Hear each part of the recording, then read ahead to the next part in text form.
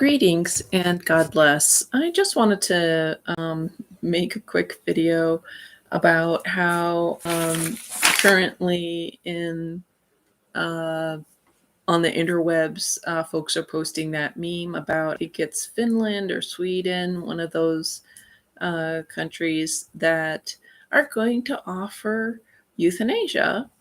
And I saw that they will only offer euthanasia for the injected people, the people who have had all the injections. So what craziness. I mean, this is so compoundedly bizarre. But I wanted to say, so if you are suicidal, please search your heart about what you know about Jesus. Like, if you can, just intend to take refuge in Jesus, just like you may have taken refuge in a yoga center or a meditation practice or whatever. Please consider taking refuge. Just say, please, Jesus, protect me. Please, Jesus, help me. I just want to get that suggested right now, if you can. And I pray that you can just take a step in that direction. Now, my question is, why are countries spending the taxpayer money on research and development to develop a machine that euthanizes people? Why are they spending? And it's not going to be cheap, because everything is about profit. So they're going to do research and development, which is going to take millions of dollars. Then they're going to have to sell the machines, which is going to take millions of dollars. And then they're going to have well-paid people working the machines, which is going to take millions of dollars. And, people are already, there's already money that's earmarked for other necessities. So why do this? And my question is, why just be satisfied people want to kill themselves, instead of, why not help them see what they can do to cope with whatever is stressing them out? As current events stressing people out, the lockdowns, there's the first lockdowns, there were 300,000 suicides. That's 300,000 reported suicides. There probably have been double that, maybe even in that time, or of course since then. We know that younger people are killing themselves. Who wouldn't want to kill themselves, that are being forced to suffocate all day, being shunned, even if you are suffocating, because that's what the social distancing thing is. It's shunning. Like, shunning is the most deadly thing you can do to somebody. And our culture now is if you're a good person, you're going to shun whoever you care about. You're going to shun who you don't care about, and you're going to shun who you care about, because there's dangerous germs. Of course, there's like a 99% recovery rate. For people who aren't, if you're going to die and we have this faulty test, you're still going to die. Like just because we're aware of an infection does not mean that people who are destined to die are not going to die. So death is still going to occur. And it's mind-boggling how even now, December 7th, people still think that there's a mass germ thing going on, even though you're not seeing it. People were dying from diabetes before. People were dying from cancer before. People were dying from the flu and pneumonia before, and they continue to do so. But the statistics have been skewed. And if you are so dumb you can't recognize that there's been a manipulation, if you're so dumb that you refuse to recognize that people will lie for money, like, you have some serious problem, But I digress. The most important people in this audience right now are those who are considering suicide, think euthanasia is a good idea. And my question is, why are these countries not investing in how to help people cope with the current totalitarianism, helping people cope with the immediate bullying, shaming, shunning that they're experiencing right now, which may be causing them to contemplate suicide. So why aren't countries trying to take care of suicidal people, like help them get out of this suicidal ideation? Why? Because countries, of course, want you to die because they are run by globalists, and people are brainwashed, thinking that the Earth is overpopulated. People, and the what I've noticed of the people who believe that the Earth is overpopulated is they think that they should procreate. They think that their children should procreate. So they feel like they can grow their families and that they all are going to have a car and a house and a competitive lifestyle, a Instagram worthy lifestyle of traveling to wherever. And so they'll have this double standard. That's what I noticed with these pro climate change people, these pro maskers, pro injection people. They have this double standard. They think that they'll virtue signal, but they think that really other people should suffer, and it's like these lesser humans should suffer, even though they're virtue signaling about identity politics every chance that they can get. But in their mind, they think, well, they're not going to be in present. In their mind, they think, well, I'm not going to end up in a quarantine camp because I'm virtue signaling. And that virtue signaling, they think that that is some sort of karmic protection. And it is not, because this world does not, ultimately reality is not operating off of karma.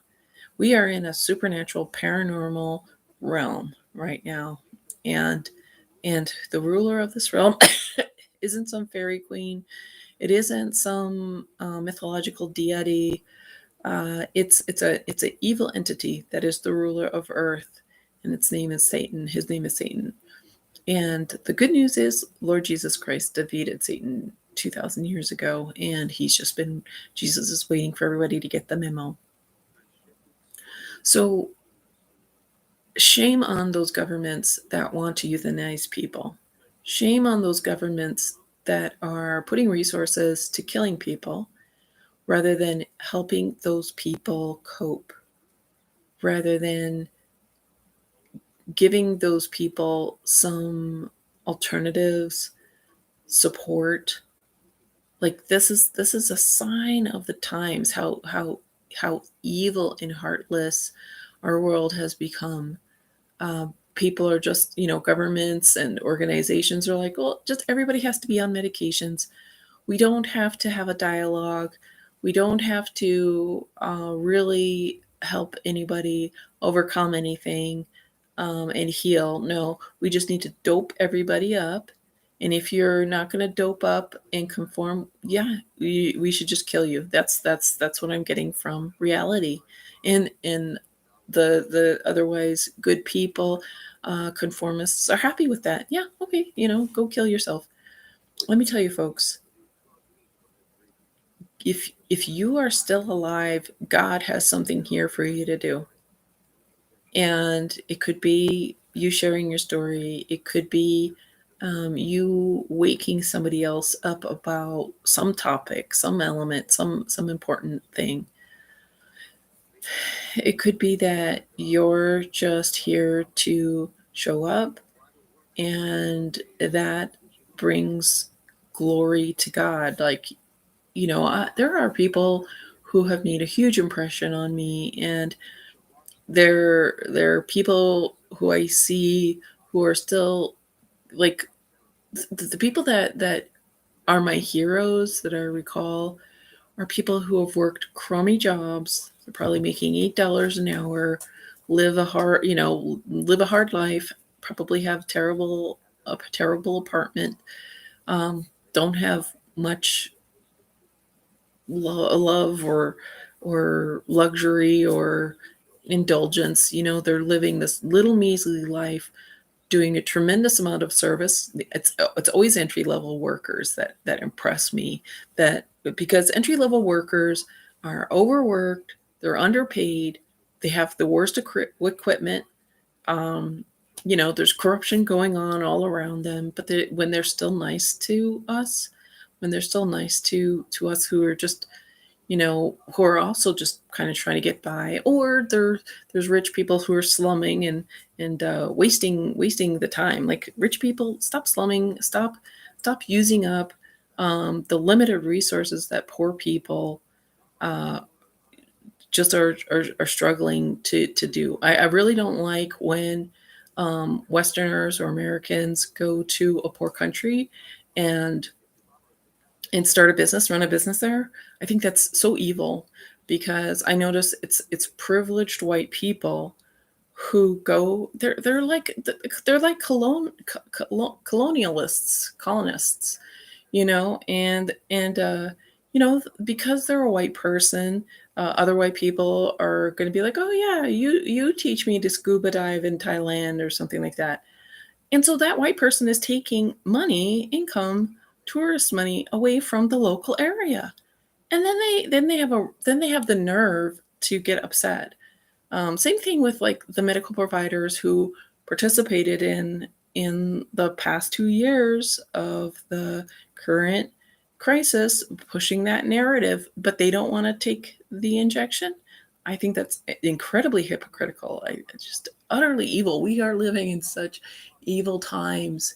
And the thing is, oh man, it could get like, when there's no more Christians, when there's no more Bible, when there's not this baseline of Judeo-Christian morality anymore, folks, you balk at Judeo-Christian morality. You balk at the Ten Commandments, because you feel like, well, I don't have to.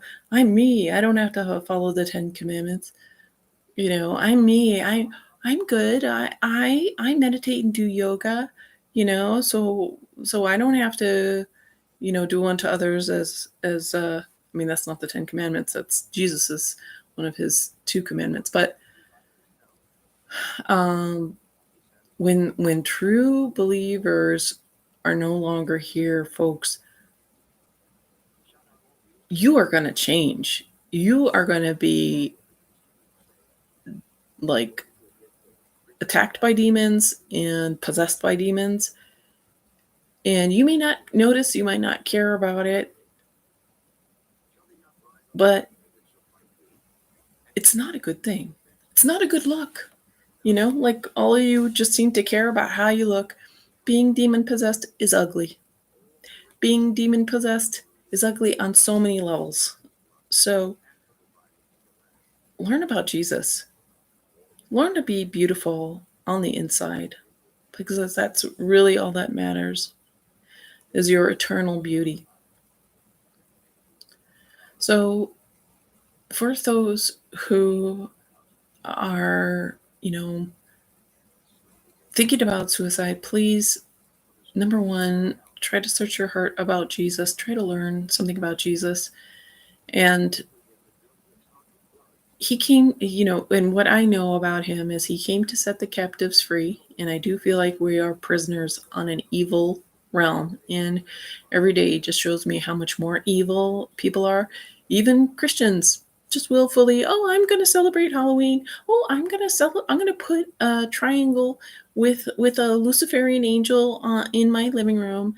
I'm going to celebrate a springtime Ishtar worship, and don't tell me that that's anything wrong. I'm going to celebrate these pagan holidays because the Holy Spirit tells me to. Baloney, and it's just like, no wonder there's not a lot of believers out there. There's just so many lies, and everybody's just made so passive. But folks, please search your heart, learn about Jesus. He came to set the captives free. His burden is light, his yoke is easy. And all he wants is for you to get to know him a little bit, and to be willing to just go on a little date with him.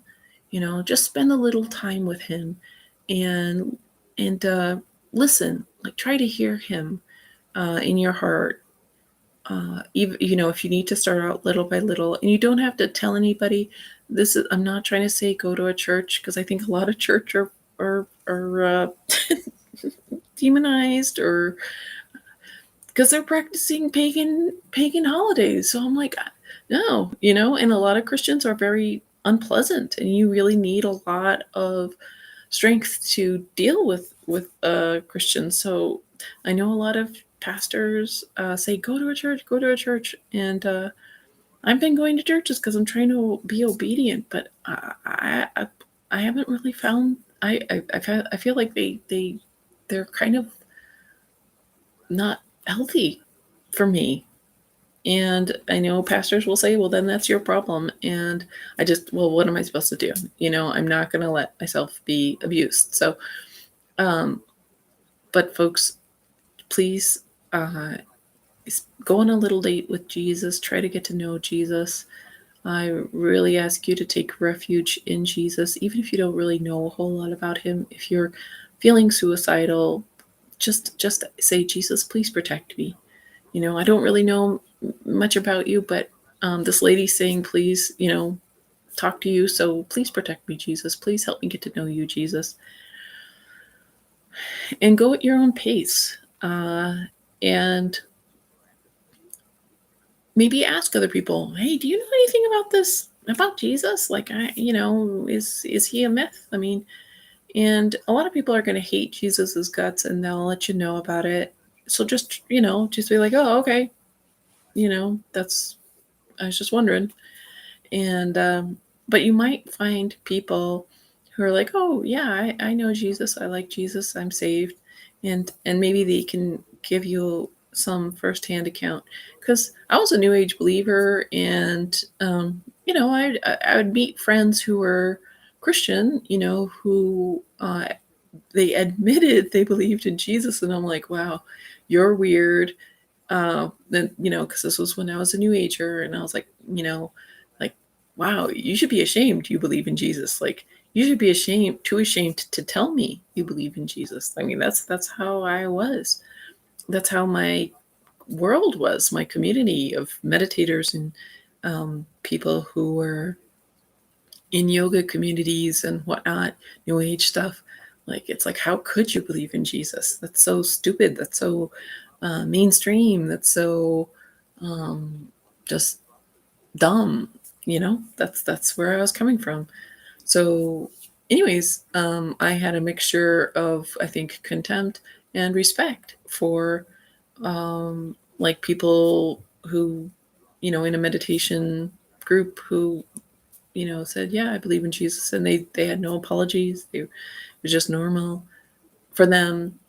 Um, so I think it takes courage, and I know for me, to bring up that I believe in Jesus, it takes courage. And it's written in the Bible that it's important for you to say you believe in Jesus. When you do, it's important to not be ashamed. So, anyways, shame on those countries that are, what's the word? Empowering, enabling. Shame on those companies that are enabling suicide. Shame on you. Shame on you. Instead of enabling suicide, help those people cope. And if somebody is having a life threatening, they're dying, then just make them comfortable. And they're going to die, because people die. And if somebody's dying, that it can be a very rapid process, and it's natural. Dying is natural. Like, this mechanization of natural processes is diabolical, because God is in charge of everything. And I mean, ultimately, he's in charge of even these mechanized deaths, but we're not told to euthanize people. We're supposed to help one another. So, and who's the person who's most likely to get euthanized? It's not going to be the malignant narcissist. It's going to be their victim. So, so stop killing nice people. Stop enabling malignant narcissists' path of destruction. Stop enabling Satan, folks. You guys keep on enabling Satan. Suicide, abortion, drugs, alcohol, promiscuous sex, unmarried sex. That is, those are portals for demons. Those are portals for evil. Those are portals for black magic, among other things. So I just want to encourage, and sorry about the background audio there that's been going on, but I just want to encourage you, if you're feeling suicidal, please go on a little date with Jesus. Try to get to know him, and try to look up online, try to get some support for the situation that you're in. And it's probably something to do with a malignant narcissist, a toxic person, and difficult situation. And that's definitely, I think it's being engineered, like economics stuff and housing. It's being like life where we're just, there's not a lot of options being made available to people except for those who have access to a lot of money. And so, and who else is going to, want to get euthanized? Is it going to be some rich person who owns a lot of property and can travel everywhere? No, not really. It's probably going to be like poor people who can't cope with financial stress. I mean, I know rich people do commit suicide and whatnot, but they, like technically they have a little bit more freedom than somebody who's poor and trapped in a system of malignant narcissism. And I think poverty, when you're in the system, like getting like food stamps or government health insurance or government housing, like that is a very manipulative, abusive context from what I've observed. And people, like, there's, when there's like government housing or some type of, I don't know, federally funded housing or whatever, there's like all sorts of criminal behavior. Like it may look clean, but there's bad things are happening behind the scenes. And yeah, like government support, I find it is evil. It is a total cesspool, and people put up with it because they have no options, and they lose their dignity. And the supposed advocacy organizations don't do anything about it either, and they train people to be helpless. So yeah, I mean, it is, existence is a tough situation out there. Other people, I do notice people seem to be, going along just fine, and they have their stresses, but they seem pretty content. So some of us are not, don't get that. But keep showing up. God is in control, and try to find something to get you through that next second and the next second. And most importantly, try to get to know Jesus and just ask him to show himself to you. Ask him to give you strength, peace, whatever it is you're looking for, and ask him for helping you to help you understand or help you heal. And you may not get what you're asking for, yet the conversation is precious. The conversation is important, and yeah, that's what I'll leave leave it as, leave it for now. So thank you for listening. God bless.